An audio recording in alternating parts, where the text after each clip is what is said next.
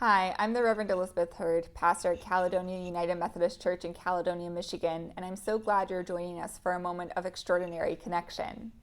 Today I want to talk about vision and following God's vision even in the middle of life's storms. And I thought we could begin by centering ourselves in Mark chapter 4, verses 35 through 41. Jesus stills a storm. On that day, when evening had come, he said to them, "Let us go across to the other side." And leaving the crowd behind, they took him with them in the boat, just as he was. Other boats were with him. A great windstorm arose, and the waves beat into the boat so that the boat was already being swamped. But he was in the stern, asleep, on the cushion. And they woke him up and said to him, "Teacher, do you not care that we are perishing?" He woke up and rebuked the wind and said to the sea, "Peace, be still." Then the wind ceased, and there was a dead calm. He said to them, "Why are you afraid? Have you still no faith?" And they were filled with great awe and said to one another, "Who then is this, that even the wind and the sea obey him?" May God bless this reading to our understanding. Friends, this past year has certainly felt like a storm, has it not? We've watched the world around us change drastically, and it just seems like the wind and the waves are so great that we can't ever escape them. Just when we think the calm is coming, the storm surges yet again. Those of us who are United Methodists are already looking down at another storm, the storm of General Conference 2022, and I wonder how many of us are like the disciples, wondering if we're going to make it to the other side, wondering if we're in the middle of perishing. There's a lot of worry, a lot of questions. What will church look like after the pandemic? What will United Methodism look like after the conference? Will there be anything familiar left whatsoever? And perhaps our biggest question is, if we've already been losing people from the church, if only 47% of American adults are affiliated with religion in any sort of way, then how can we be expected to survive the massive storms that are hitting us right now? You know, when I was talking to my church and their vision team, I used the analogy of a tornado.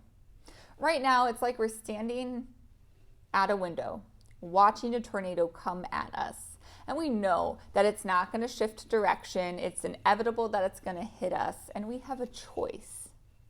We can either panic and run around and hide and not grab anything, do absolutely nothing but panic and just wait for it to hit us. And then wait for the dust to settle and try to gather everything around us, some semblance of normality. Build something like we used to have from anything that we can find that is familiar. That's option number one. Or option number two is we can say, yes, there's a tornado coming. What do we have to do to get prepared for it? Grab everything that's important to us. Take it with us, hunker down, and then when the tornado inevitably hits and the dust settles, we'll have these important things that we can build something around. You know, how do we know what those important things are? Well, listening to God. The standard answer for anything in our lives, right? Listen to God. What is important to God?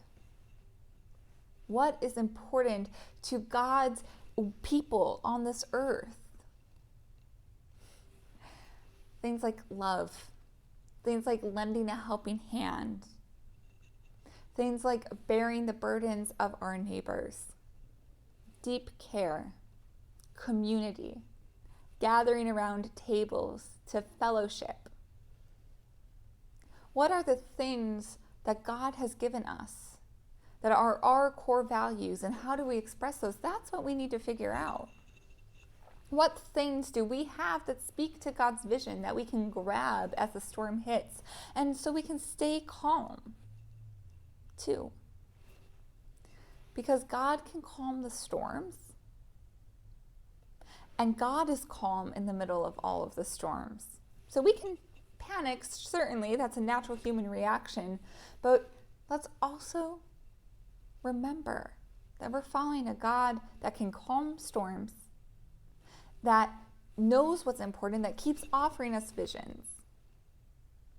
And we'll fare very well if we just trust that God has got us. It's a lot easier said than done. Trust that God has got us even in the middle of the storms. Look for what vision God is presenting to us. Figure out what's important to us. Hunker down. Protect all of those important things. Protect the vision that God has offered to us. And then the storm's going to hit. The storm will be calmed. And we'll make it out on the other side a little bit stronger. That's my encouragement for you today. Find where God is leading you. Find what is important to you, to your faith community, and hold tightly on to those throughout the storms of life. Trust that God has got us. God will keep us. The storm will be calmed eventually. And all we have to do is just keep moving forward through it. Let's pray. Holy and loving God, we thank you for calming the storms in our lives. May we, even in the middle of our own anxiety, pause and stop and listen for you and for your voice, for where you're calling us to go, for the vision you're presenting to us, so that when the storm is calmed and we are on the other side of it, we are still clinging tightly to you and following you. Amen.